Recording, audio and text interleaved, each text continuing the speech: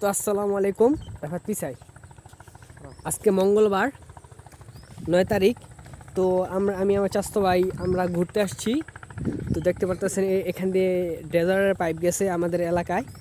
এই যে দুটো লাইন গেছে, এখান দিয়ে আমরা হাঁটতেছি আর তাদের সাথে ভিউটা শেয়ার করছি। সূর্যটা পশ্চিম আকাশে হেলে পড়েছে। এই দেখেন এগুলো কত সুন্দর, এগুলো সব ধান ক্ষেত। আর ওখানে ধইঞ্চা ক্ষেত আছে, আমাদের ধইঞ্চা ছিল যা কেটে ফেলছে, এখন নাই।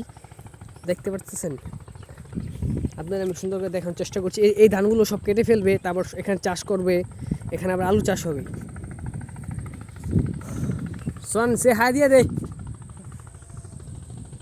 এই যে একটা এই খামার, এটা খামার, গরুর খামার।